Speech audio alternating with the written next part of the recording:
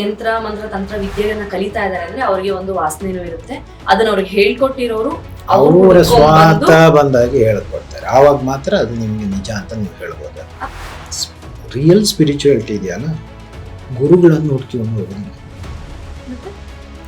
ಗುರು ಶಿಷ್ಯನನ್ನು ಹುಡುಕ್ತಾರೆ. ಒಂದು ಮಂತ್ರ ಇರ್ತದೆ, ಒಂದು ಯಂತ್ರ ಇರ್ತದೆ. ನೀವೊಂದು ಯಾವುದೋ ಒಂದು ಇದನ್ನು ಹಾಕಿ ಹೀಗೆ ಅದನ್ನು ಮನಸ್ಸಲ್ಲಿ ಇದು ಮಾಡಿಕೊಂಡು ಅದ್ರ ಮೇಲೆ ನೀವು ಕೆಲಸ ಮಾಡ್ತಾ ಬರಬೇಕು. ನೀವೊಂದು ರಂಗೋಲಿ ಹಾಕ್ತೀರಿ, ಅದರಲ್ಲಿ ಯಂತ್ರಗಳು ಫಸ್ಟು ನಿಮಗೆ ಬಾಡಿ ವೈಬ್ರೇಷನ್ಗಳು ಬರ್ತದೆ. ಖುದ್ದಾಗಿ ಮಾಡ್ತಾ ಬಂದಾಗ ವೈಬ್ರೇಷನ್ ಸ್ಟಾರ್ಟ್ ಆಗುತ್ತೆ. ನೆಕ್ಸ್ಟ್ ಆ ವೈಬ್ರೇಷನನ್ನು ಅದನ್ನು ರಿಡ್ಯೂಸ್ ಮಾಡೋಕ್ಕೂ ಹೇಳ್ಕೊಡ್ತಾರೆ. ಅದನ್ನು ಯಾವ ಥರ ಕಂಟ್ರೋಲ್ ತಗೋಬೋದು ಆ ಥರದ್ದು ಟೆಕ್ನಿಕ್ಗಳು ಬರ್ತದೆ. ನಾನು ಹೋದಾಗ ಒಂದು ಹೆಣ್ಮಗಳು ಬಂದಿದ್ರು, ನೀನು ಮುಂದೆ ವರ್ಷ ಬರೋಷ್ಟೊತ್ತಿಗೆ ನಿನಗೆ ಗಂಡ್ಮಗು ಆಗತ್ ಹೋಗು ಅಂತ ಹೇಳಿ ಕಳಿಸಿದ್ರು. ಇವನ್ ಏನಂತ ಕರೀತೀರಾ? ಇದು ತಂತ್ರವಿದ್ಯೆನಲ್ಲೇ ಬರುತ್ತಾ? ನೀವು ಒಂದು 98 ಮೆಟ್ಲು ಈ ಜನ್ಮದಲ್ಲಿ ಹತ್ತಿದ್ರಿ ಅಂತ ಇಟ್ಕೊಳ್ಳಿ. 99 ಆಗಕ್ಕೆ ಮೊದಲೇ ಸತ್ತೋದ್ರಿ. ಅದು ಕರ್ಮ ನಿಮ್ಮ ಹತ್ರ ಇರ್ತದೆ. ರಾವಣ ಅಂತ ಹೇಳಿದ ತಕ್ಷಣ ಸೀತೆ ಅಪಹರಣ ಮಾಡೋದಂತ ಅಷ್ಟೇ ತಿಳ್ಕೊಂಡಿದ್ದೀವಿ. 64 ಇದಿತ್ತು. ನಂಬರ್ 1 ಎಕ್ಸ್ಪರ್ಟ್ ಮರ್ಮ ಚಿಕಿತ್ಸೆ. ನಾನು ಅವ್ರ ಶಿಷ್ಯ ಅಂತ ಹೇಳ್ಕೋಬಹುದು. ಈಗ ಏನೋ ಮಕ್ಳಿಗೆ ಭಯ ಬಿದ್ರು, ಹುಷಾರಿಲ್ಲ ಅಂದ್ರೆ ದೇವಸ್ಥಾನಕ್ಕೆ ಹೋಗಿ ಯಂತ್ರ ಹಾಕ್ಸೋದು ಅಂತ ಹೇಳ್ತೀವಿ. ಅದಕ್ಕೆ ಪವರ್ ಇದೆಯಾ? ಅದನ್ನ ಹೋಗ್ಸೋಂತ ಶಕ್ತಿ ಇರುತ್ತಾ? ಹೌದು. ಅದು ಏನು ಅಂತ ಹೇಳಿದ್ರೆ ಕ್ರೀಮ್ ಅದರಲ್ಲಿ ಯಾವುದೋ ಒಂದು ಅದರಲ್ಲಿ ಬರೆದಿರ್ತಾರೆ. ಆ ಇದನ್ನ ಅದರಲ್ಲಿ ಇನ್ಪುಟ್ ಮಾಡಿ ಇವರಿಗೆ ಹಾಕುವಂಥದ್ದು. ನಾಟಮಂತ್ರಗಳನ್ನ ಅಥವಾ ಯಾವುದೇ ಇದನ್ನ ಅಮಾವಾಸ್ಯೆಗಳಲ್ಲಿ ವಿಶೇಷ ದಿನಗಳು ಎಲ್ಲ ಜ್ಞಾನಗಳು ಯೂನಿವರ್ಸಲ್ಲಿ ಇದೆ. ಇದು ಸತ್ಯ.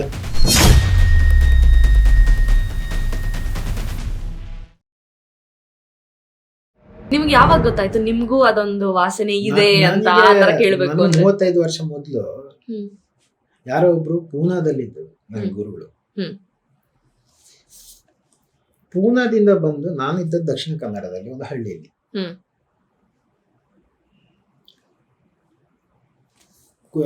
ಕೊಲ್ಲೂರು ಮುಕಾಂಬಿಕಾ ದೇವಸ್ಥಾನದಲ್ಲಿ ನನಗೆ ಉಪದೇಶ ಮಾಡಿದ್ರು ತಂತ್ರವಿದ್ಯೆ. ಅಂದ್ರೆ ನಂಗೆ ಎಲ್ಲ ಲಿಂಕ್ ಸಿಗ್ಲಿಲ್ಲ. ಅಂದ್ರೆ ನೀವು ಅವ್ರ ಹತ್ರ ಹೋಗಿ ಕೇಳ್ಕೊಂಡ್ರ ಹೇಳ್ಕೊಡಿ ಅಂತವಾ, ಅಥವಾ ಅವ್ರು ಹೆಂಗೆ ನೀವ್ ಇದ್ದಿದ್ದ ಜಾಗಕ್ಕೆ ಬಂದ್ರು? ಏನ್ ಲಿಂಕ್ ಇದು? ಈಗ ಇದೇನೆ ಇದರಲ್ಲಿ ಈಗ ಸ್ಪಿರಿಚುವಲ್ ಇಂಡಿಯನ್ ಸ್ಪಿರಿಚುವಲ್ ಇದೆಯಲ್ಲ, ಈಗ ನಾವು ತಿಳ್ಕೊಳ್ಳೋದು. ನೀವು ಕರೆಕ್ಟಾದ ಒಂದು ಪ್ರಶ್ನೆ ಕೇಳಿದಿರಿ. ಈಗ ನಿಮ್ಮ ಪ್ರಶ್ನೆ ಭಾರಿ ಸಮಯೋಚಿತವಾಗಿದೆ. ಈ ತಂತ್ರವಿದ್ಯೆಗಳು ಅಥವಾ ಯಾವುದೇ ಸಂಸ್ಕಾರ ನಿಮಗೆ ಇದರಲ್ಲಿ ಇದ್ದರೆ ಅದು ಹೇಗೆ ಬರ್ತದೆ ಅಂತ ಹೇಳಿದ್ರೆ, ಅದಕ್ಕೆ ನಿಮಗೆ ಪೂರ್ವ ನೀವು ಕರ್ಮ ಅದರದ್ದು ಇರಬೇಕು. ನಿಮ್ಮ ಹತ್ರ ಆ ಪಾತ್ರೆ ಇರಬೇಕು. ಪಾತ್ರೆ ಇಲ್ಲದಿದ್ದರೆ ಸಿಗೋದಿಲ್ಲ. ಆ ಪಾತ್ರೆ ನೀವು ಪೂರ್ವ ಜನ್ಮದಲ್ಲಿ ನೀವು ಅದನ್ನು ಪಡೆದಿರಬೇಕು, ಈ ಜನ್ಮದಲ್ಲಿ ಅಲ್ಲ. ಅದು ನಿಮ್ಮ ಹತ್ರ ಪಾತ್ರೆ ಇದ್ರೆ ಮಾತ್ರ ಅವಾಗ. ಈಗ ನಾವು ಫಾರ್ ಎಕ್ಸಾಂಪಲ್ ಏನು ಮಾಡ್ತೀವಿ, ಯೂಶ್ವಲಿ ನೀವೊಂದು ಇದನ್ನ ಮಾಡ್ಬೇಕಂದ್ರೆ, ಈಗ ನೀವು ಏನಾದ್ರು ಕಲಿಬೇಕಾದ್ರೆ ಏನು ಮಾಡ್ತೀರಿ? ಕಲಿಸೋರ ಹತ್ರ ಹೋಗ್ತೀರಿ. ಹೌದು, ಗುರುಗಳು ಅಂತ. ಹೌದು, ಗುರುಗಳನ್ನು ಹುಡುಕಿಕೊಂಡು ಹೋಗ್ತೀರಲ್ವಾ? ಹೌದು, ಖಂಡಿತ. ಹೌದು. ನೋಡಿ, ಇದರಲ್ಲಿ ವ್ಯತ್ಯಾಸ ಇದು. ರಿಯಲ್ ಸ್ಪಿರಿಚುಯಾಲಿಟಿ ಇದೆಯಲ್ಲ, ಗುರುಗಳನ್ನು ಹುಡುಕಿಕೊಂಡು ಹೋಗೋದಿಲ್ಲ, ಮತ್ತೆ ಗುರು ಶಿಷ್ಯನನ್ನು ಹುಡುಕ್ತಾನೆ. ಅರ್ಥ ಆಯ್ತಾ? ಇಲ್ಲ, ಅರ್ಥ ಆಗ್ಲಿಲ್ಲ. ಕ್ವಶನ್ ಮಾರ್ಕ್ ಆಯ್ತು. ಹೌದು ಹೌದು, ಖಂಡಿತವಾಗಿ ಹೌದು. ಈಗ ಗುರು ಒಬ್ಬ, ಕಲಿಬೇಕು ಅಂತಿರೋ 100 ಜನ ಇರ್ತಾರೆ. ಅವ್ರು ಯಾಕೆ ಹುಡ್ಕೊಂಡು ಹೋಗ್ತಾರೆ? ಯಾರಿಗೆ ಆ ಒಂದು ಇನ್ಸ್ಟಿಂಕ್ಟ್ ಇದೆ ನಾ ಕಲಿಬೇಕು ಅಂತ, ಅವ್ರು ತಾನೇ ಬರ್ಬೇಕು. ಹೌದು, ಕರೆಕ್ಟ್. ನೀವು ಕೇಳಿದ ಪ್ರಶ್ನೆ ಕ್ವಶನ್ ಸರಿ. ಈಗ ನಾನು ಕೇಳೋದು ನಿಮಗೆ ನೀವು ಹುಡುಕಿದ ಒಂದು ಗುರು ಹೌದಲ್ವ ಅಂತ ನಿಮ್ಗೆ ಹೆಂಗ್ ಗೊತ್ತು? ಅನ್ಕೊಳ್ತೀವಿ, ಅವ್ರಿಗೆಲ್ಲ ಗೊತ್ತಿದೆ, ಅವ್ರು ಹೇಳ್ಕೊಡ್ತಾರೆ ನಮ್ಗೆ ಅಂತ. ಟಿವಿಲಿ ಜೋಸ್ತಿ ಹಾಕ್ತಾನೆ, ಕಾವಿ ಹಾಕತ್ತಾನೆ, ನಾನು ಹಾಕತ್ತಾನೆ, ಹಾಕ್ತಾನೆ, ರುದ್ರಾಕ್ಷಿ ಹಾಕ್ತಾನೆ. ಈಗ ನಾನು ಹಾಕ್ಬೋದು ಅದನ್ನ. ಎಲ್ಲ ಬಂದು ನಾವು ಬೇಕಾದ್ರೆ ಈಗ ಮಾಡಿದ್ರಲ್ಲ, 90% ಮಾಡೋದು ಅದೇ ಕೆಲಸ. ಫಸ್ಟ್ ಇದು ಹಾಕೊಳ್ಳೋದು, ತಾವೇ ಹಾಕೊಂಡ್ಬಿಟ್ಟು ಟಿವಿಗಳಲ್ಲಿ ತೋರಿಸ್ಕೊಳ್ಳೋದು. ಆಮೇಲೆ ಎಲ್ಲ ವೇಷಭೂಷಣಗಳು ಕೆಲವಿರ್ತದೆ, ನಾಮಗಳು ಕೆಲವಿರ್ತವೆ, ಬಟ್ಟೆಗಳು ಕೆಲವಿರ್ತವೆ. ಅದನ್ನ ಹಾಕೊಂಡು ಬಂದು ಕೂತ್ಕೊಂಡ್ಬಿಡೋದು. ಹ್ಮ್. ಒಂದು ಪ್ರಾಪಗಂಡ ಮಾಡೋದು, ಹ್ಮ್. ಶಿಷ್ಯ ಉತ್ಪತ್ತಿ ಮಾಡುವಂಥದ್ದು, ಈ ಸಿಸ್ಟಮ್ಗಳಲ್ಲಿ ಹೋಗ್ತಾ ಇದೆ ಈಗ. ಅದರಲ್ಲಿ ಎಷ್ಟು ಸಹಜಗಳು, ಎಷ್ಟು ಅಸಲಿಗಳು. ಅಂದ್ರೆ ನೀವ್ ಹೇಳ್ತಾ ಇರೋದು ಹ್ಮ್. ಈಗ ಅದೊಂದು ಸ್ಪಿರಿಚುವಲ್ ಆಗಿ, ಆಧ್ಯಾತ್ಮಿಕವಾಗಿ ಅಥವಾ ತಾಂತ್ರಿಕವಾಗಿ ಅಂತ ಒಂದು ಆಸ್ಪೆಕ್ಟ್ ಅಲ್ಲಿ ನೋಡೋದಾದ್ರೆ ಗುರು ಶಿಷ್ಯನ ಹುಡ್ಕೊಂಡು ಹೋಗ್ತಾರೆ. ಯಾಕೆಂದ್ರೆ ಈಗ ನಿಮಗೆ ಗುರುವನ್ನು ಟೆಸ್ಟ್ ಮಾಡಕ್ಕೆ ನಿಮ್ಗೆ ಗೊತ್ತಿದೆಯಾ? ನಾನು ಕೇಳ್ತಾ ಇರೋದು ಅದು. ನಿಮ್ಗೆ ಏನು ಗೊತ್ತಿಲ್ಲ, ಅದಕ್ಕೆ ತಾನೇ ನೀವು ಕಲಿಯಕ್ಕೆ ಹೋಗೋದು. ನೀವು ಹೇಗೆ ಕಲಿತೀರಿ? ಅವನು ಗುರು ಹೌದಲ್ವ ಅಂತ ನೀವು ಹೇಗೆ ಹೇಳ್ತೀರಿ? ನಿಮ್ಗೆ ಏನು ಗೊತ್ತಿಲ್ಲ. ಗೊತ್ತಿಲ್ಲದವನು ಯಾವ್ದನ್ನು ಹುಡುಕೋದು? ಗೊತ್ತಿಲ್ಲದನ್ನೇ ಹುಡುಕೋದು ಅವನು. ಗುರುವಿಗೆ ಶಿಷ್ಯ ಯಾರು ಅಂತ ಗೊತ್ತಾಗ್ಬೋದು. ಗುರು ಆದವನಿಗೆ ಒಬ್ಬ ಶಿಷ್ಯ ನನಗೆ ಯಾರು ಈಗ ಕಲಿಸ್ಬೋದು ಅಂತ ನನಗೆ ಗೊತ್ತಾಗ್ಲಿಕ್ಕಿಲ್ವಾ? ಗೊತ್ತಾಗತ್ತೆ. ಅವನಿಗೆ ಗೊತ್ತಿದೆಯಲ್ಲ. His brain is active. ಗುರುವಿನ ಬ್ರೈನ್ ಇಸ್ ಹೌದು. ಈಗ ಫಿಸಿಕಲಿ ನಿಮ್ಗೆ ಮತ್ತು ಅವ್ರಿಗೆ ಏನು ವ್ಯತ್ಯಾಸ? He can tap the subconscious better than you. When he can tap he can only tell what is right or what is wrong. So ನಿಮ್ಮ ವಿಷಯದಲ್ಲಿ ಇದೇ ಆಗಿತ್ತಾ? ಅದೇ ಆಗಿರೋದು. ಅವ್ರು ಬರ್ತಾರೆ. ನನ್ನ ವಿಷಯದಲ್ಲಿ ಅಂತಲ್ಲ, ಯಾರದ್ದೇ ಆಗಲಿ. ನಿಮಗೆ ಪರಂಪರೆಯಾಗತವಾಗಿ ನಿಮಗೆ ಈ ಸ್ಪಿರಿಚುವಲ್ ಇದು ಇದೆಯಲ್ಲ, ಅದು ಹೋಗದೆ ಹಾಗೆ. ಇವತ್ತು ಯಾರಾದ್ರೂ ಯಂತ್ರ ಮಂತ್ರ ತಂತ್ರ ವಿದ್ಯೆಗಳನ್ನ ಕಲಿತಾ ಇದಾರೆ ಅಂದ್ರೆ ಅವ್ರಿಗೆ ಒಂದು ವಾಸನೆನೂ ಇರುತ್ತೆ. ಅದನ್ನ ಅವ್ರಿಗೆ ಹೇಳ್ಕೊಟ್ಟಿರೋರು ಅವ್ರು ಬಂದಾಗಿ ಹೇಳ್ಕೊಡ್ತಾರೆ. ಆವಾಗ ಮಾತ್ರ ಅದು ನಿಮ್ಗೆ ನಿಜ ಅಂತ ನೀವು ಹೇಳ್ಬೋದು. ಅಥವಾ ಆ ವಿದ್ಯೆ ಸಿದ್ಧಿಸುತ್ತೆ ಅವಾಗ ಮಾತ್ರ. ಈಗ ಗುರುವಿಗೆ ಶಿಷ್ಯ ಯಾರು ಅಂತ ಅವನಿಗೆ ಗೊತ್ತಿರುತ್ತೆ. ಉಲ್ಟಂತ ಯಾವಾಗಲೂ ಸರಿ ಆಗೋದಿಲ್ಲ. ನೀವು ನಿಮ್ಮ ದುಡ್ಡು ಕಳ್ಕೊಂಡು ಅಥವಾ ಈಗ ನಮ್ಮ ಸೌತ್ ಕೆನರಾ ಭಾಷೆಯಲ್ಲಿ ಅಂಡೆ ದುರ್ಸಾಗಿರ್ತಾನೆ ಅಂತ, ಅಂದ್ರೆ ತಲೆಗೆಟ್ಟವನಾಗಿರ್ತಾನೆ ಅಂತ. ಓಕೆ, ತಲೆಗೆಟ್ಟವರಾಗ್ತೀವಿ. ಸೊ ನಿಮ್ಮ ಕತೆ ಹೇಳಿ. ಗುರುಗಳು ಬಂದ್ರು ಅಂತ ಹೇಳಿದ್ರಿ, ನಿಮ್ಮ ತಾಂತ್ರಿಕ ಸಾಧನೆ. ಹೌದು, ಗುರುಗಳು ಬಂದ್ರು, ಹೇಳ್ಕೊಟ್ರು. ಯಾವುದೇ ದುಡ್ಡು ಕೊಟ್ಟು ತಗೊಳ್ಳಿಲ್ಲ ಅವರು. ಸೊ ಅವರೇ ಬಂದು ಹೇಳಿದ್ರ? ಅಂದ್ರೆ ನಿನಗೆ ನಾನು ಇದನ್ನ ಹೇಳ್ಕೊಡ್ತೀನಿ, ಇದನ್ನ ನೀನ್ ಮಾಡು ಅಂತ ಹೇಳಿದ್ರು. ಹೋದ್ರು. ಒಂದು ನಮ್ಮ ಇದರಲ್ಲಿ ಒಂದು 4-5 ಜನ ನಾವು ಇದ್ವಿ. ಅಲ್ಲಿಗೆ ಅವರು ಹೋಗ್ತಾರೆ ಅಂತ ಹೇಳಿದ್ರು. ನೀವು ಬರ್ತೀಯಾ ಅಂತ ಕೇಳಿದ್ರು. ಹೌದು ಅಂತ ಹೇಳಿ ಅಲ್ಲಿಗೆ ಹೋದ್ವು. ಕೊಲ್ಲೂರಿಗೆ ಹೋದ್ವಿ. ಅವರು ಉಪದೇಶ ಮಾಡಿದ್ರು. ಏನು ಉಪದೇಶ ಮಾಡಿದ್ರು? ಮಂತ್ರ ಉಪದೇಶ. ಅದು ಮಂತ್ರ ಮತ್ತೆ ಯಂತ್ರದ ಬಗ್ಗೆ. ಅದು ಒಂದು ಮಂತ್ರ ಇರ್ತದೆ, ಒಂದು ಯಂತ್ರ ಇರ್ತದೆ. ನಿಮಗೊಂದು ಯಾವುದೋ ಒಂದು ಇದನ್ನ ಹಾಕಿ ಹೀಗೆ ಅದನ್ನ ಮನಸ್ಸಲ್ಲಿ ಇದು ಮಾಡಿಕೊಂಡು ಅದ್ರ ಮೇಲೆ ನೀವು ಕೆಲಸ ಮಾಡ್ತಾ ಬರಬೇಕು. ಮಂತ್ರ ಮತ್ತೆ ಯಂತ್ರ ನೋಡಿ, ಇದು ಒಂದು ಲೆಫ್ಟ್ ಒಂದು ರೈಟ್. ಅವಾಗ ನನಗೆ ಅದು ಗೊತ್ತಿರಲಿಲ್ಲ. ಆಮೇಲೆ ನಾನು ಸುಮಾರು ಸಮಯ ಆದ ನಂತರ ನಾನು ಒಂದು ಮೈಂಡ್ ಪವರ್ ಸ್ಟಡಿ ಟೆಕ್ನಿಕ್ ಅಂತ ಒಂದು ಬುಕ್ ಇದೆ, ರಾಜಬಾಪ್ನ ಅಂತ ಒಬ್ರು ಬರೆದಿದ್ದಾರೆ. ಅವರು ಇದ್ರ ಬಗ್ಗೆ ತುಂಬಾ ಬರೀತಾರೆ. ಯಾವ್ದು ಮೈಂಡ್ ರಿಸರ್ಚ್ ಇದ್ರ ಬಗ್ಗೆ ಉದಯಪುರಲ್ಲಿ ಒಂದು ರಿಸರ್ಚ್ ಸೆಂಟರ್ ಇದೆ. ಅದ್ರ ಬಗ್ಗೆ ಅವರು ಒಂದು ಬುಲೆಟಿನ್ ಬರ್ತಿತ್ತು. ಅದನ್ನು ಸಬ್ಸ್ಕ್ರಿಪ್ಷನ್ ಎಲ್ಲ ಇತ್ತು ನನಗೆ. ಅದನ್ನು ತೆಗೆದು ನೋಡಿದ್ರೆ ಸುರೇಶ್ ಜೋಹರಿ ಅಂತ ಒಂದು ಟೂಲ್ ಫಾರ್ ತಂತ್ರ ಅಂತ ಒಂದು ಬುಕ್ ಇದೆ. ಅದರಲ್ಲಿ ಈ ಇಂಡಿಯನ್ ಫಿಲಾಸಫಿ ಬಗ್ಗೆ, ತಂತ್ರಗಳ ಬಗ್ಗೆ ಭಾರಿ ಒಂದು ಒಳ್ಳೆ ಚೆನ್ನಾಗಿರೋ ಎಕ್ಸ್ಪ್ಲನೇಷನ್ ಇದೆ. ಯಂತ್ರಗಳು ಮತ್ತೆ ಮಂತ್ರಗಳು ಅದು ಹೇಗೆ ಕೆಲಸ ಮಾಡ್ತಾ ಇದೆ, ಮೈಂಡಿನ ಯಾವ ಇದನ್ನ ಅದು ಆಕ್ಟಿವೇಟ್ ಮಾಡ್ತಾ ಇದೆ, ಅದ್ರ ಬಗ್ಗೆ ತುಂಬಾ ಚೆನ್ನಾಗಿ ಬರೆದಿದ್ದಾರೆ. ಎರಡರಲ್ಲಿ ಇರುವಂತದ್ದು ಒಂದೇ ಲೆಕ್ಕ ಬರ್ತಾ ಇದೆ.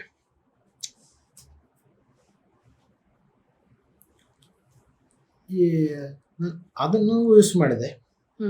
ಇಲ್ಲಿ ಮೈಂಡ್ ಪವರ್ ಸ್ಟಡಿ ಟೆಕ್ನಿಕ್ ಅನ್ನು ಬುಕ್ ಅನ್ನು ಯೂಸ್ ಮಾಡಿದೆ. ನಾನು ಎಕ್ಸಾಮ್ಗೆ ಹೋಗ್ಬೇಕಾದ್ರೆ ತುಂಬಾ ಕಾಮ್ ಆಗಿ ಹೋಗ್ತಿದ್ದೆ. ಅದರಲ್ಲಿ ಟೆಕ್ನಿಕ್ ಇತ್ತು, ಅದು how to remember or what to remember. Exactly. ಅದರಲ್ಲಿ ಹೌ ಟು ರಿಮೆಂಬರ್ ಇಂದಲೂ ವಾಟ್ ನಾಟ್ ಟು ರಿಮೆಂಬರ್ ಇತ್ತು. ಓಕೆ, ಇದು ಇನ್ನೊಂದು ಶ್ಲೋಕಗಳು ಯಾವ ಫಾರ್ಮಲ್ ಇದೆ ಆ ಫಾರ್ಮಲ್ಲಿ ಅದನ್ನು ನಾವು ಜ್ಞಾಪಿಸ್ಕೋಬೇಕು. ಈಗ ನಾವೊಂದು ಮಂತ್ರ ಅನ್ನು ಹೇಳ್ತೀವಲ್ಲ, ಆ ಮಂತ್ರ ಹೇಳೋ ಉದ್ದೇಶ ಏನಿರ್ತದೆ, ಅದು ಯಾವುದೋ ಒಂದು ಪೂರ್ವ ಇದರ ಸ್ಮೃತಿಯನ್ನು ನಿಮಗೆ ತರಬೇಕು. ಅದಕ್ಕೆ ನಾವು ಅದನ್ನು ವಾಪಸ್ ಹೇಳ್ತಾ ಇರ್ತೀವಿ. ಶ್ಲೋಕಗಳಿರ್ಬೋದು, ಇದಾಗ್ಬೋದು, ಎಲ್ಲ ಇರ್ಬೋದು. ಅದು ಬೇಸಿಕ್ ಅದೇ ಇರ್ತದೆ. ಹಾಗಾಗಿ ಶ್ಲೋಕ ಮಂತ್ರಗಳ ಪಠಣೆ ಮಾಡೋದು.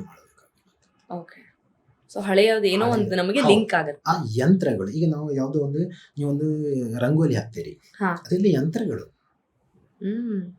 ಫಾರ್ಮ್ ಯಾವುದು ತ್ರಿಕೋನ ಇರ್ತದೆ, ಸರ್ಕಲ್ ಇರ್ತದೆ, ಬಿಂದು ಇರ್ತದೆ.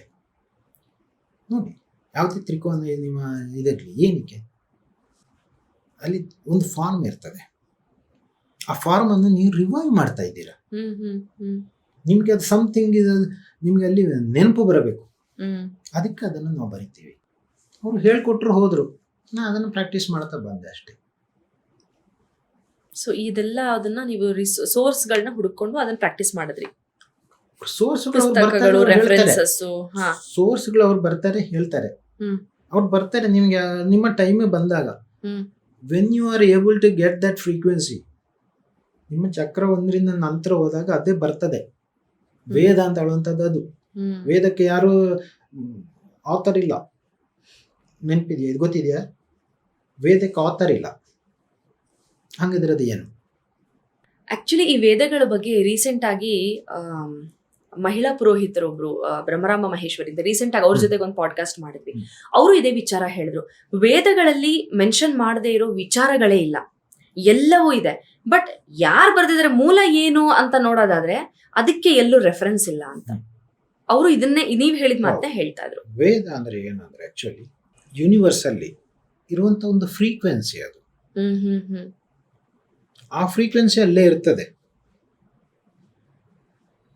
ಆ ಫ್ರೀಕ್ವೆನ್ಸಿಯನ್ನು ವೇದ ಅಂತ ಹೇಳಿದ್ರೆ ಕಟ್ ಮಾಡುವಂತದ್ದು.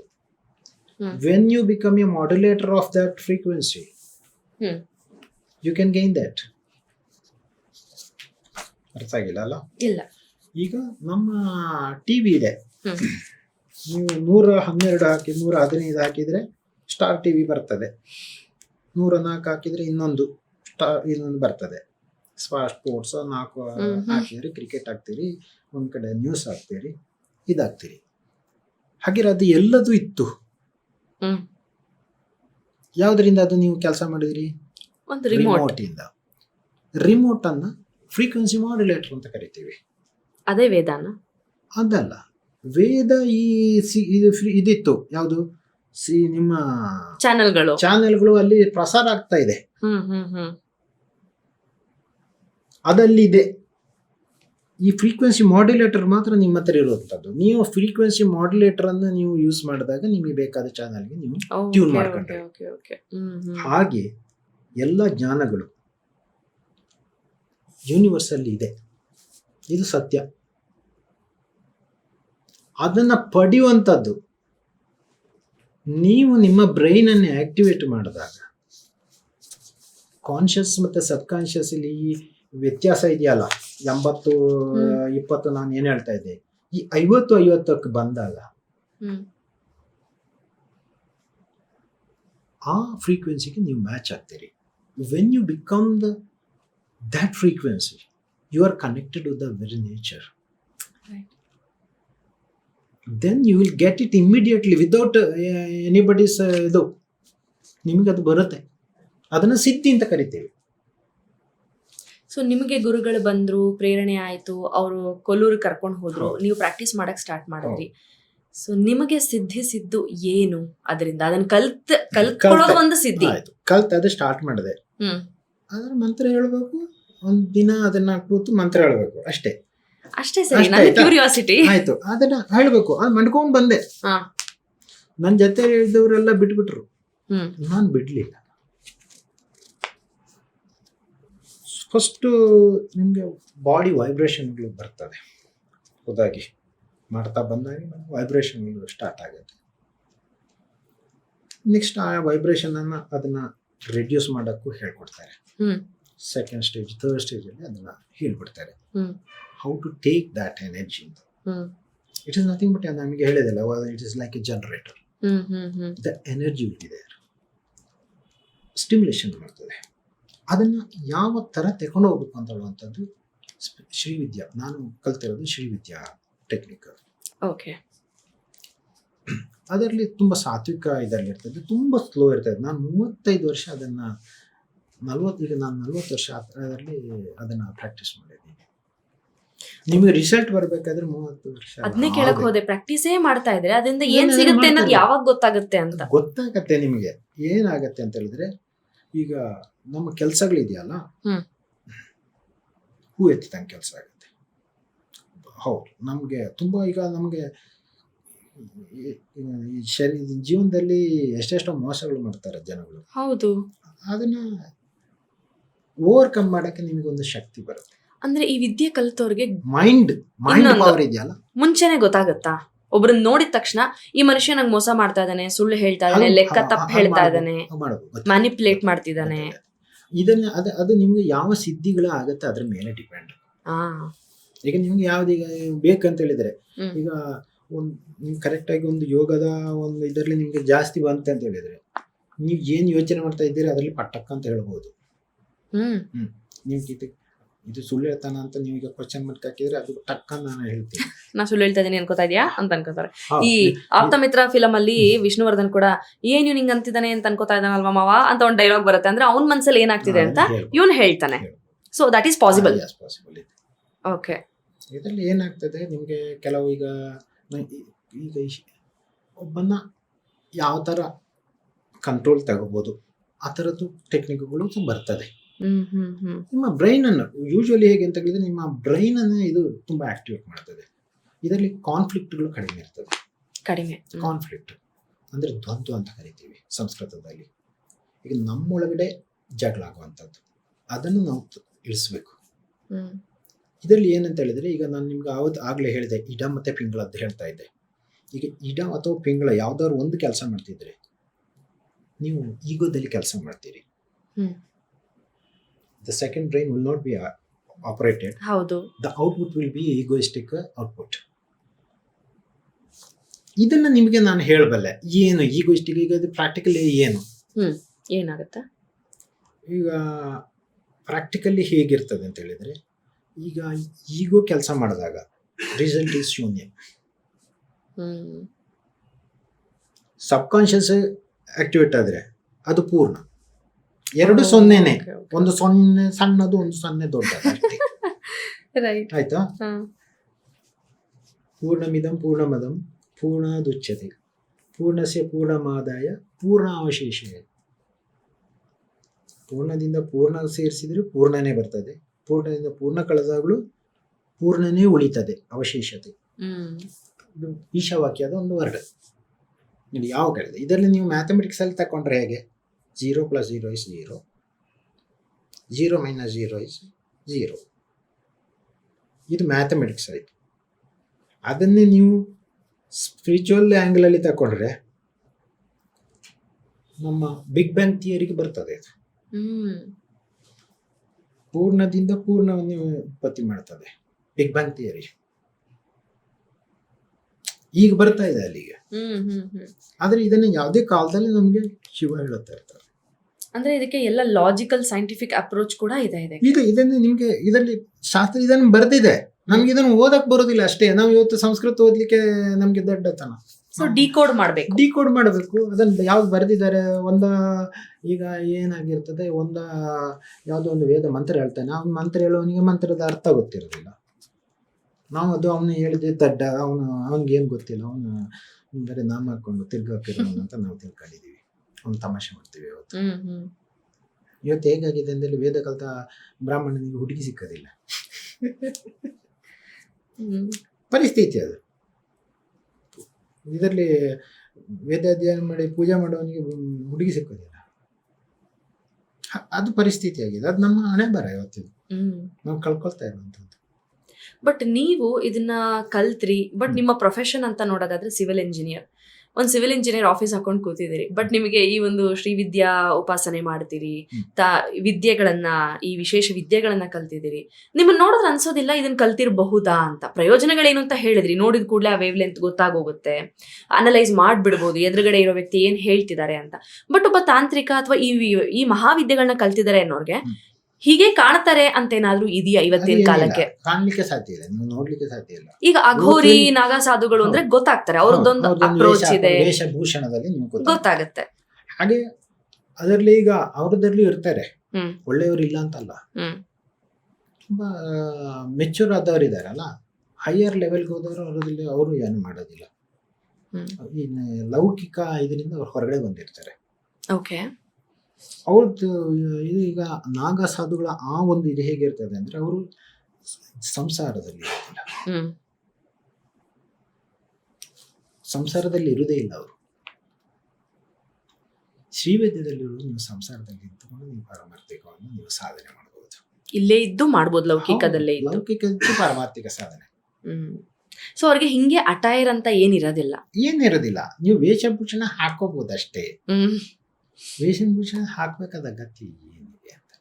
ಅದು ನೀವು ವೇಷಭೂಷಣ ಹಾಕಿದಾಗ ನಿಮ್ಮ ಏನಾಗುತ್ತೆ ಅಂದ್ರೆ ಡೀಪ್ ಡೌನ್ ಇದೆಯಲ್ಲ, ನೀವು ಈಗವನ್ನು ಇನ್ಕ್ರೀಸ್ ಮಾಡೋದು, ನನ್ನ ಕಾಲಿಗೆ ಎಲ್ಲರ ಬಂದು ಬೀದ್ಕೊಳ್ಳಿ ಅಂತ ಮಾಡುವಂಥದ್ದು. ನೀವು ಈಗ ನೀವು ಇನ್ಕ್ರೀಸ್ ಮಾಡ್ಕೊತ ಹೌದು ಹೌದು ಹೌದು ಅಷ್ಟೇ. ಅದೊಂದು ಅಟೆನ್ಷನ್ ಗ್ರಾಬಿಂಗ್ ಅಷ್ಟೇ. ಅದನ್ನ ಮಾಡ್ಕೊಂಡು ನಾನು ದೊಡ್ಡ ಮನುಷ್ಯ ಅಲ್ಲ. ನೀವು ದೊಡ್ಡ ಮನುಷ್ಯ, ಆದ್ರೆ ನೀವು ದೊಡ್ಡ ಮನುಷ್ಯ ಹಾಕಕ್ಕೆ ಹೋದ್ರೆ ನಿಮ್ಮ ಸ್ಪಿರಿಚುವಲ್ ಗ್ರೋತ್ ಕಟ್ ಆಗುತ್ತೆ. ಈ ಸಿದ್ಧಿ ಅಂತ ಕರಿತೀವಲ್ಲ, ಒಂದು ಲೆವೆಲ್ ಆದ ತಕ್ಷಣ ನಿಮಗೆ ಆ ಇದು ಕೆಪಾಸಿಟಿಗಳು ಬರ್ತದೆ ಟು ಜಡ್ಜ್ ಸಮಥಿಂಗ್. ಈಗ ನಿಮಗೆ ಒಂದು ಸೂಪರ್ಸ್ಟಿಚಿಯಸ್ ಪವರ್ಗಳು ಲಭ್ಯ ಬರುತ್ತೆ. ಓಕೆ, ಈಗ ನೀವು ಸಿದ್ಧಿ ಅಂತ ಹೇಳಿದ್ರಿ, ಶಕ್ತಿ ಅಂತ ಹೇಳಿದ್ರಿ, ಮ್ಯಾಪಿಂಗ್ ಮಾಡ್ತಾರೆ ಅಂತ. ಅದಕ್ಕೊಂದು ರೆಫರೆನ್ಸ್ ಹೇಳ್ತೀನಿ. ಬೆಲ್ಗೂರು ಅಂತ ಒಂದು ಊರಿದೆ, ಅಲ್ಲಿ ಗುರುಗಳಿದ್ದಾರೆ, ಇದ್ರು, ಇವಾಗಿಲ್ಲ, ಹಿ ಇಸ್ ನೋ ಮೋರ್. ಅವ್ರನ್ನ ನೋಡಕ್ಕೆ ಯಾರು ಹೋದಾಗ ಹೋಗಿದ ತಕ್ಷಣ ಏನು ಹೇಗಿದ್ಯಾ ಅಂತಾರೆ, ತುಂಬಾ ಸ್ಟ್ರೈಟ್ ಕಟ್ಟು ವರ್ಡ್ಸ್ ಮಾತಾಡೋದು. ನಾನು ಹೋದಾಗ ಒಂದು ಹೆಣ್ಮಗಳು ಬಂದಿದ್ರು, ನೀನು ಮುಂದ್ ವರ್ಷ ಬರೋಷ್ಟೊತ್ತಿಗೆ ನಿನಗೆ ಗಂಡ್ಮಗು ಆಗತ್ ಹೋಗು ಅಂತ ಹೇಳಿ ಕಳಿಸಿದ್ರು. ಆಮೇಲೆ ಅಲ್ಲಿ ಊರ್ ಜನ ಏನ್ ಹೇಳ್ತಾರೆ ಅಂದ್ರೆ, ಗುರುಗಳು ಯಾವಾಗ ಎಲ್ಲಿ ಇರ್ತಾರೆ ಅಂತ ಗೊತ್ತಿಲ್ಲ, ಹಾಗಂತ ಅವ್ರು ಮಾಯ ಆಗ್ತಾರೆ ಅಂತಲ್ಲ, ಆದ್ರೆ ಈ ಕ್ಷಣ ಇಲ್ಲಿರ್ತಾರೆ, ನಿನಗೆ ಅಂದಾಜ ಇರಲ್ಲ, 2 hours ಬಿಟ್ರೆ ಇನ್ಯಾವುದೋ ಊರಲ್ಲಿ ಇರ್ತಾರೆ ಅಂತ. ಇವ್ರನ್ನ ಏನಂತ ಕರೀತೀರಾ? ಇದು ತಂತ್ರವಿದ್ಯೆನಲ್ಲೇ ಬರುತ್ತಾ? ತಂತ್ರವಿದ್ಯೆ ಅಂತ ಅಲ್ಲ, ಅದರಲ್ಲಿ ಅವ್ರಿಗೆ ತಂತ್ರನೇ ಬೇಕಾಗಿಲ್ಲ. ಬೇಕಾಗಿಲ್ವಾ? ಬೇಕಾಗಿಲ್ಲ. ಓಕೆ, ಅವ್ರು ಅವ್ರಿಗೆ ಅವಧೂತರು ಅಂತ ಹೇಳ್ತಾರೆ. ಅವಧೂತರು ಅಂತ ಒಂದು ಸಬ್ಜೆಕ್ಟ್. ಕರೆಕ್ಟ್, ಅವ್ರನ್ನ ಅವಧೂತರು ಅಂತಾನೆ ಅಲ್ಲಿ ಹೇಳ್ತಾರೆ. ಈಗ ನೀವು ಹೇಗೆ ಅಂತ ಹೇಳಿದ್ರೆ, ನಾನು ಈಗ ಹೇಳಿದೆ ವಾಸನೆ ಪೂರ್ವ ಜನ್ಮದ ಇದು. ನೀವೀಗ ಒಂದು 98 ಮೆಟ್ಲು ಈ ಜನ್ಮದಲ್ಲಿ ಹತ್ತಿದ್ರಿ ಅಂತ ಇಟ್ಕೊಳ್ಳಿ. 99 100 ಆಗಕ್ಕೆ ಮೊದಲೇ ಸತ್ತೋದ್ರಿ. ಅದು ಕರ್ಮ ನಿಮ್ಮ ಹತ್ರ ಇರ್ತದೆ, ಅದು ಪೂರ್ವ ಕರ್ಮ ಆಗಿ. ಈ ಜನ್ಮದಲ್ಲಿ ನೀವು ಒಂದಿಡಬೇಕಾದ್ರೆ ನಿಮ್ಗೆ ಅದು ಬಂದ್ಬಿಡ್ತದೆ. ಅಲ್ಲಿ ಎತ್ತಿ ಆಯ್ತು ಟಾಪಿಗೆ. ಅಲ್ಲಿ ಹಿಂದ್ಗಡೆ ಎಷ್ಟು 98 ಬಂದಿದೆ, ಇಲ್ಲಿ 2 ಮೆಟ್ಲು 1 ಮೆಟ್ಲು ಹಾಕ್ಬೇಕಾದ್ರೆ ಬಂತು. ಅವ್ರಿಗೆ ಶಕ್ತಿ ವಿಶೇಷ ಇರ್ತದೆ. ಟಕ್ ಅಂತ ಅವ್ರು ಹೇಳ್ತಾರೆ, ಅದ್ರಲ್ಲಿ ಏನಾಗುತ್ತೆ ಅದು ಅವ್ರಿಗೆ ಕಾಲ ಅತೀತರಾಗಿರ್ತಾರೆ ಆ ಟೈಮಲ್ಲಿ ಅವರು. ಆದ್ರೆ ಅವ್ರಿಗೆ ಒಂದು ಪ್ರಾಬ್ಲಮ್ ಇದೆ,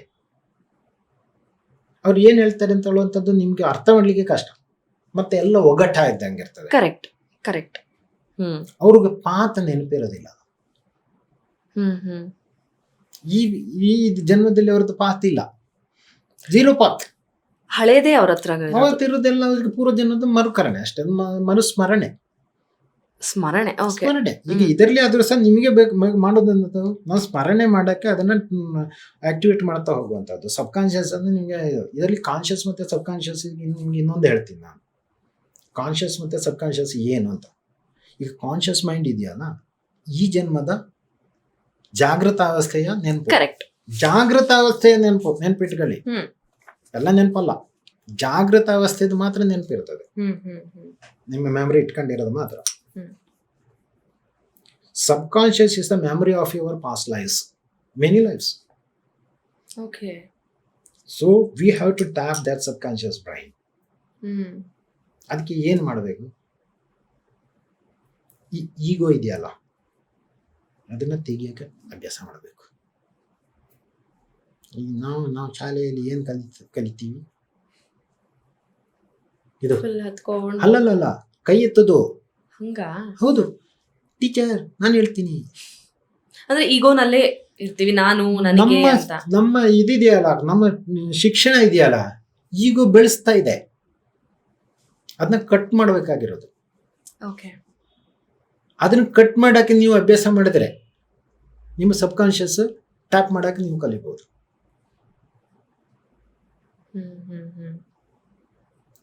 ಹೇಳಿದ ಅರ್ಥ ಆಯ್ತಾ ಇಲ್ವಾ? S. 90% of your time you work on your ego. That is conscious mind only works. The second brain is always in the hibernate. ಅದು ಇದಕ್ಕೆ ಬರಕ್ಕೆ ಬಿಡುವುದಿಲ್ಲ. When you link it, conscious and subconscious, there will not be duality. There is no conflict. ಈಗ ನಿಮ್ಗೆ ಒಂದು ಕೆಲಸ ಮಾಡಿದ ನಂತರ ಯಾರಿಗೊಬ್ರಿಗೆ ಬೈದಿರಿ ಅಂತ ಇಟ್ಕೊಳ್ಬೇಕು. ಬೈದ ನಂತರ ಸ್ವಲ್ಪ ಹೊತ್ತಾದ ನಂತರ ಸ್ವಲ್ಪ ಜಾಸ್ತಿ ಹೇಳಿದ್ನಾ ಅಂತ ಅನ್ಸುತ್ತಲ್ವಾ? ರಿವ್ಯೂ ಮಾಡ್ಕೊಳ್ತೀವಿ ಒಂದ್ಸತಿ. ಹೌದು. ಇದು ಯಾಕಾಗತ್ತೆ?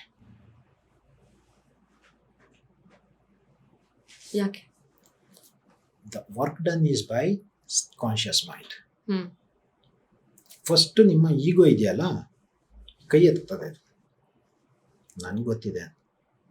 ಸಬ್ಕಾನ್ಷಿಯಸ್ ಅನ್ನು ಟ್ಯಾಪ್ ಮಾಡೋಕ್ಕೆ ಬಿಡೋದಿಲ್ಲ. ನಾವು ಕೇಳೋದೇ ಇಲ್ಲ. ಕೇಳಬೇಕಾದ್ರೆ ಉತ್ತರ ಬರ್ತದೆ. ಚಿಕ್ಕ ಮಗುವಿಗೆ ಬರ್ತದೆ. ಅದು ಎಂತೂಸಿಯಾಸಮ್ ಸಿಕ್ಕಾಪಟ್ಟೆ ಆಗ್ತದೆ. ಹೌದು.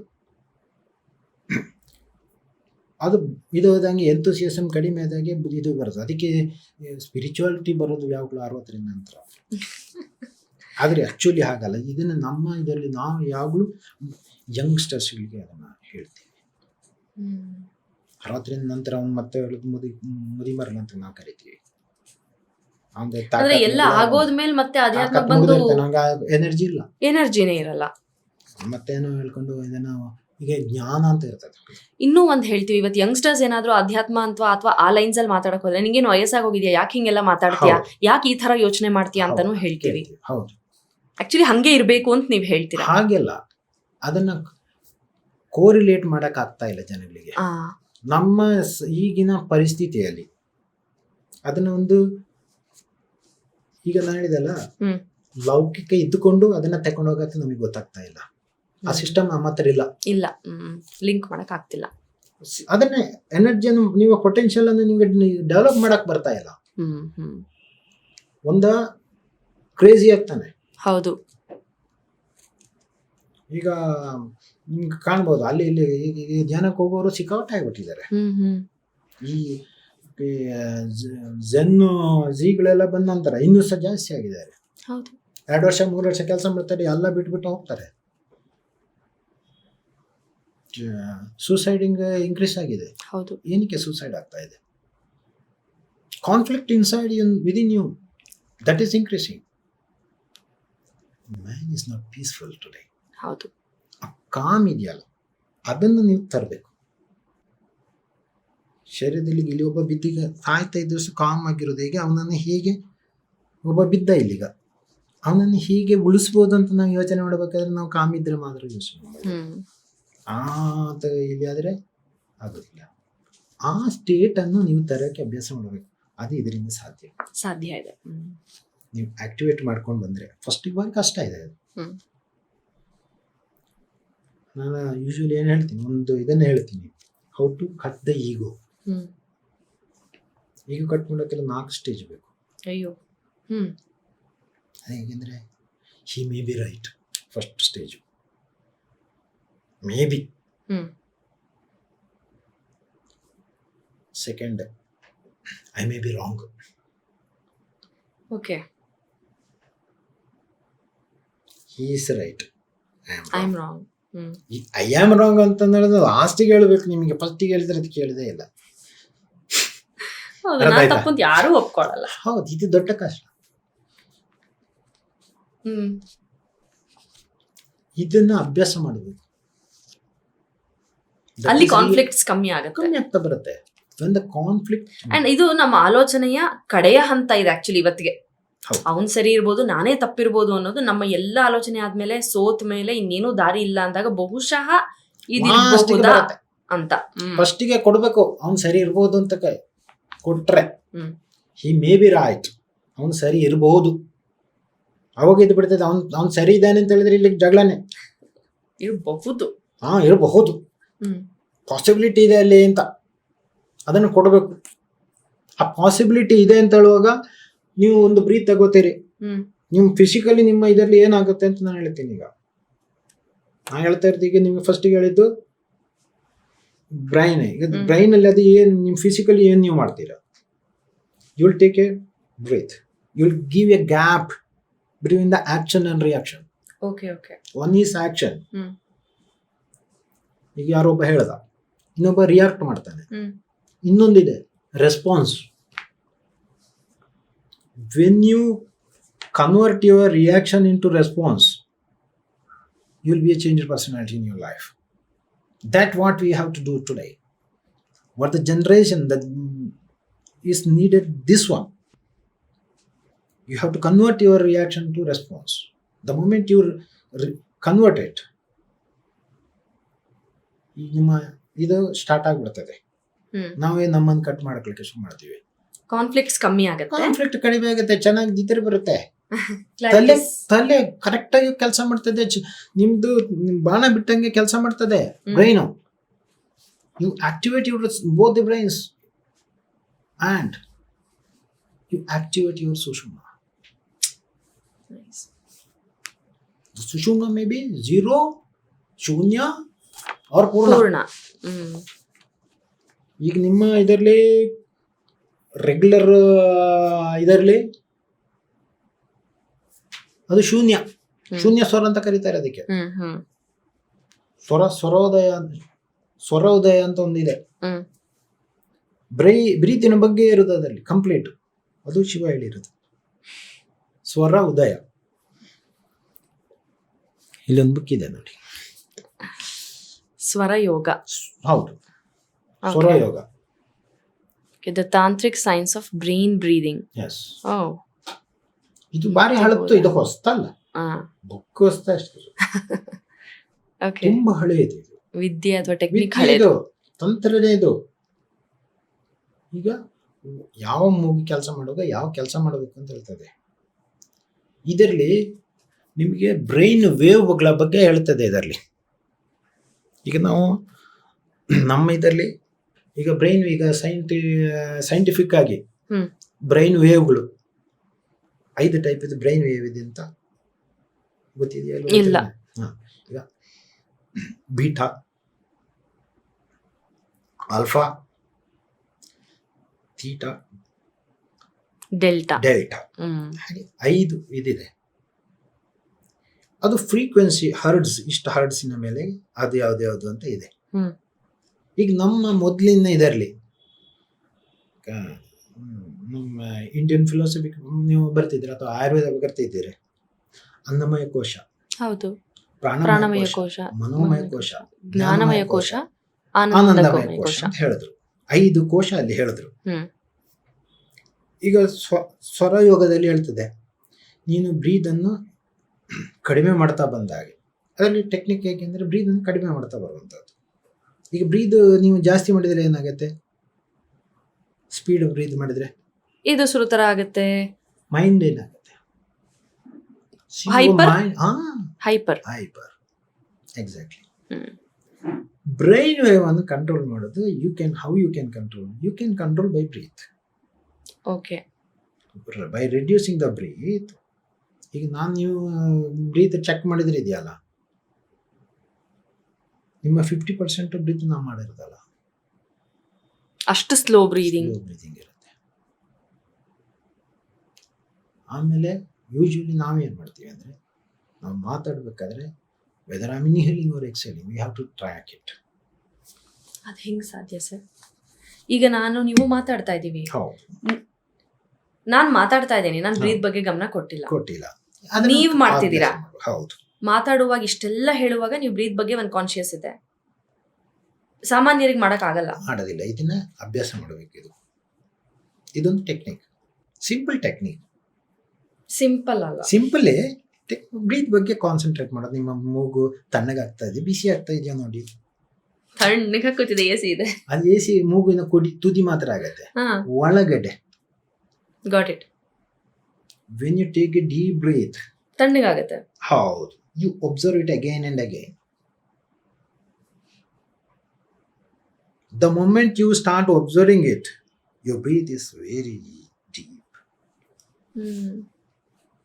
So ಈ ಬ್ರೈನ್ ವೇವ್ಸ್ಗೆ ಅದು, yes, when you go to that frequency,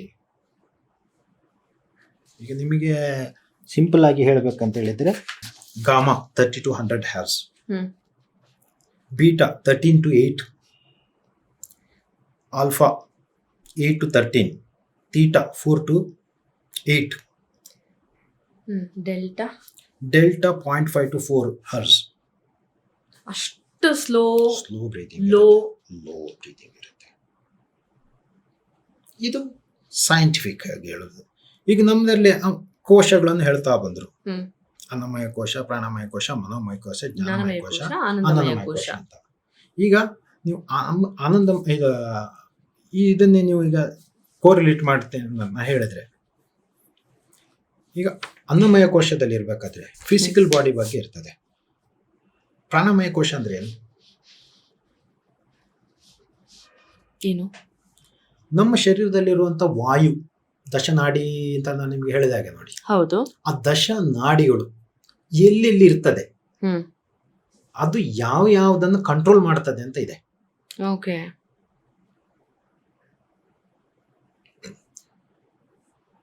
ಇಡಾಚ ಪಿಂಗಳಾಚ ಸುಷುಮ್ನಾಚ ತೃತೀಯಕ, Gandhari ಹಸ್ತಿಜಿಹ್ವ ಕುಹೂಶ್ಚ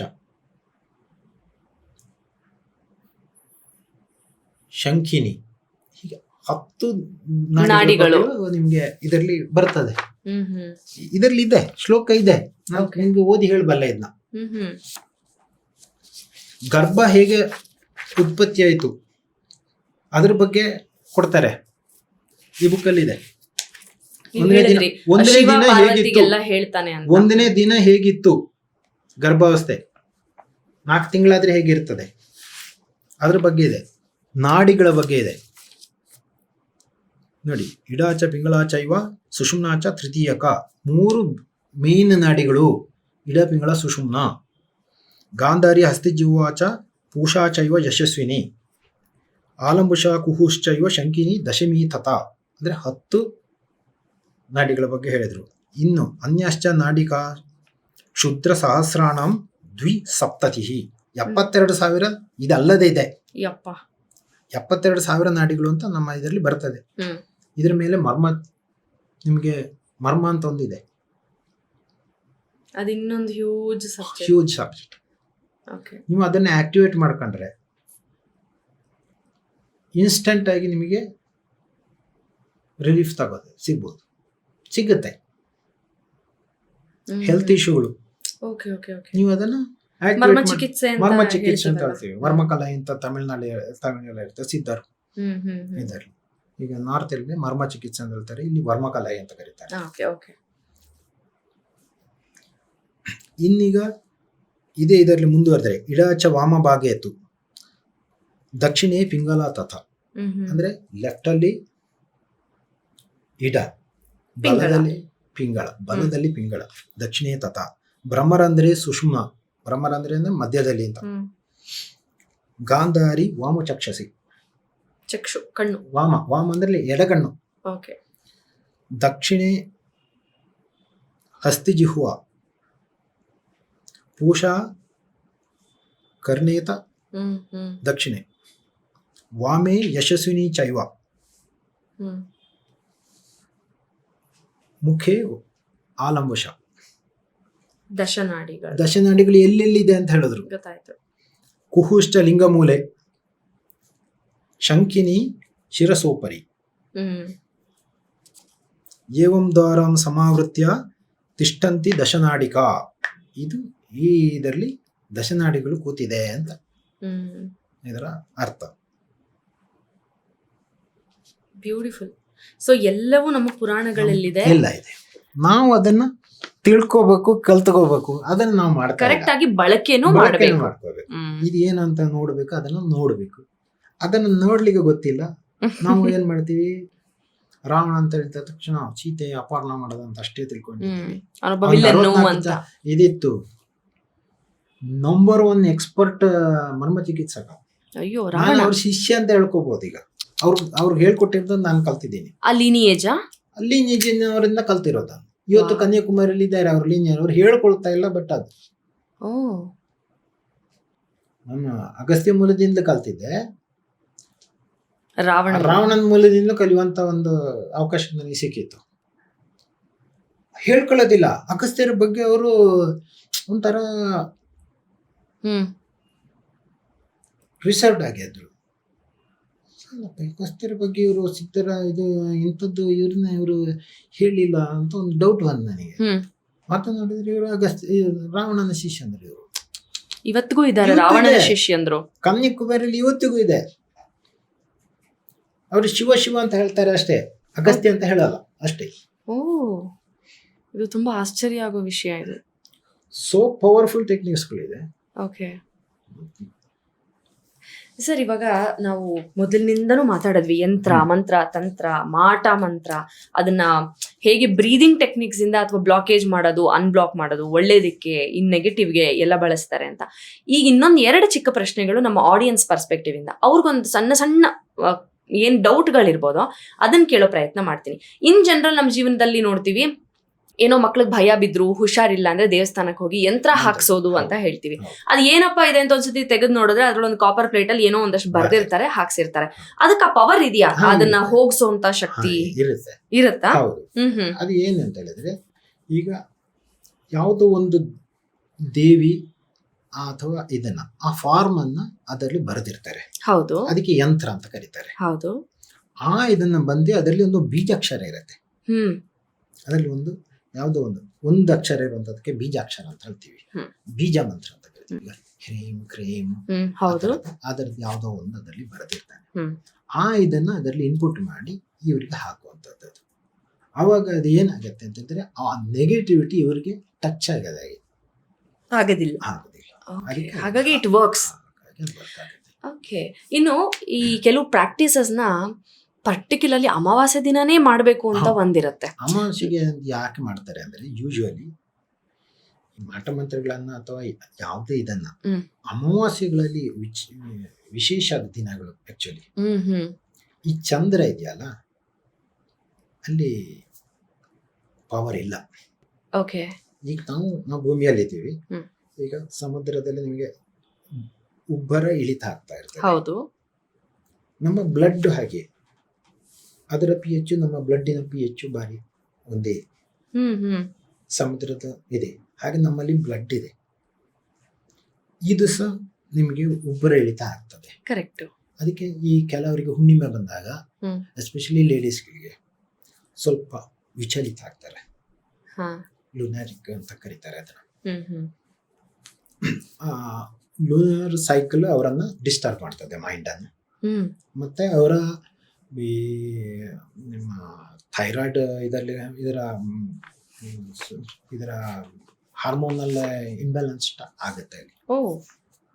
ಅದಕ್ಕೆ ಉಬ್ಬರ ಹಿಡಿತಾ ಆಗುವಾಗ ಅವರು ಮೈಂಡ್, ಈಗ ನಾವು ಇದರಲ್ಲಿ ಏನಂತಂದ್ರೆ ಚಂದ್ರ ಮನೋಕಾರಕ ಅಂತ ಕರೀತಾರೆ ನಮ್ಮ ಜ್ಯೋತಿಷ್ಯ. ಚಂದ್ರ ಮನೋಕಾರಕ, ಮನಸ್ಸು ಕಂಪ್ಲೀಟ್ಲಿ ರಿಲೇಟೆಡ್ ಇದು ಅದಕ್ಕೆ ಇದಾಗಿರುತ್ತೆ.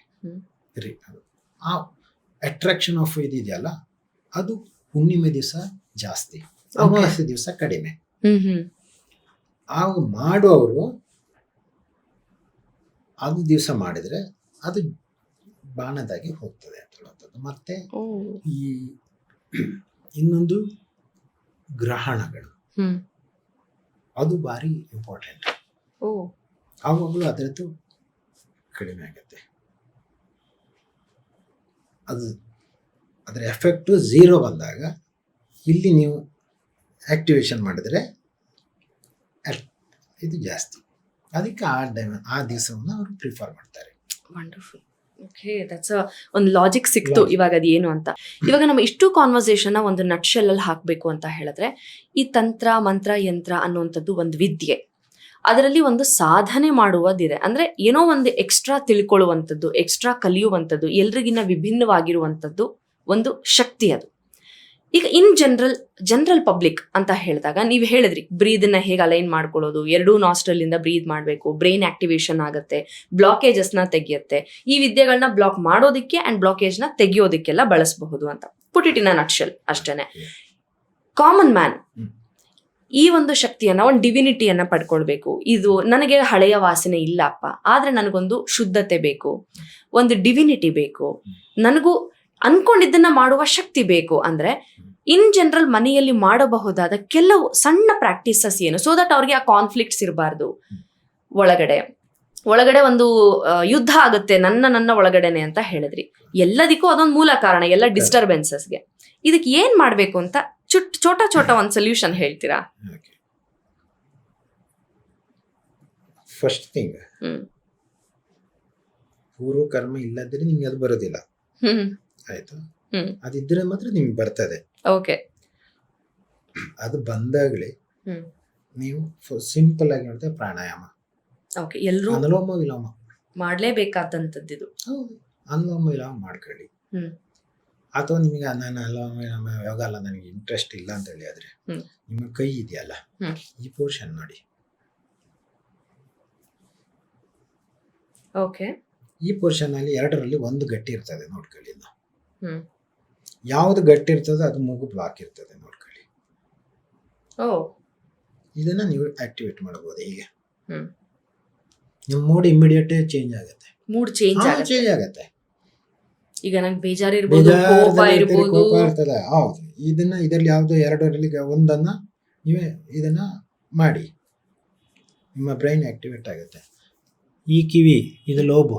ಈಗ ನಾವು ಮೊದಲು ಬಸ್ಕೆ ಹೊಡಿತಿದ್ವಿ, ಹಾಗಲ್ಲ, ಹೀಗೆ ತಿರುಗಿಸಿ ಕೈ ತಿರುಗಿಸಿ. ಹೌದು, ಗಣಪ ಏಕದಂತ ಅಂತ ಹೇಳ್ತಿದ್ವಿ. ಇದನ್ನ ಹೀಗೆ ಹೊಡಿದು ಕೆಳಗೆ ಎಳಿಯೋದು. ಈಗ ಕೂತು ಹೇಳುವಾಗ ಇದೆಯಲ್ಲ, ಹೀಗೆದ್ರೆ ಆಗುದಿಲ್ಲ, ಇದು ಹೀಗೆ ಆಗುದು. ಇದು ನೋಡಿ, ಹೀಗೆ ಇದು ಲೋಬು. ಇದು ನಿಮ್ಮ ಬ್ರೈನ್ ಅನ್ನು ನಿಮಗೆ ಇದೊಂದು ಮಗು ಉಲ್ಟಾ ಇದ್ದಂಗೆ. ಕರೆಕ್ಟ್. ಇದು ಬ್ರೈನ್. ಇದನ್ನ ನೀವು ಎಳಿತೀರಿ, ಇಲ್ಲಿ ಎಳಿತೀರಿ. ಇದು ಎಳೆದಾಗ there is a cross link between the conscious and subconscious or left and right hemispheres. That happens. You do it. That's it. So ಎಲ್ಲರೂ ಇದನ್ನ ಮನೆಯಲ್ಲಿ ಮಾಡುವಂತ. ಹೀಗೆ ಮಾಡಿ ಅಷ್ಟೇ. ಹೀಗೆ ಮಾಡಿ. ಏನು ಕಷ್ಟ? Yes. ಇಮಿಡಿಯೇಟ್ ಇದು ಮೂಡ್ ಎನ್ಹಾನ್ಸ್ ಆಗುತ್ತೆ. ನಿಮ್ಗೆ ನಾನು ಅದು ಮಾಡ್ಬೇಕು. ಇದು ತಂತ್ರ, ಆಕ್ಚುಲಿ ಇದೊಂದು ಟೆಕ್ನಿಕ್. ಎಸ್. ಇದನ್ನ ನೀವು ಮಾಡಿ, ಇಮಿಡಿಯೇಟ್ ನೀವು ಇದಾಗ್ತದೆ. ಇದು ಮಾಡಿ, ಇಮಿಡಿಯೇಟ್ ಆಗ್ತದೆ. ಒಂದು ಚಿಟಿಕಿ ಉಪ್ಪು, 2 ಚಿಟಿಕಿ ಶುಂಠಿ ಪುಡಿ ಹಾಕಿ ಅದನ್ನ ಮಿಕ್ಸ್ ಮಾಡಿ ನಸೆ ಹೊಡೀರಿ. 1 ನಿಮಿಷದಲ್ಲಿ ನಿಮ್ಮ ಮೂಡ್ ಚೇಂಜ್ ಆಗುತ್ತೆ. ಉಪ್ಪು ಮತ್ತೆ ಶುಂಠಿ ಪುಡಿ 2:1. 2:1. ಓಕೆ. ಹಾಕಿ ನಸೆ ಹೊಡೀರಿ, ಮೂಗು ಓಪನ್ ಆಗತ್ತೆ. ಇಮಿಡಿಯೇಟ್ ತಲೆನೋವಿದ್ರೆ ಇಮಿಡಿಯೇಟ್ ರಿಲೀಸ್.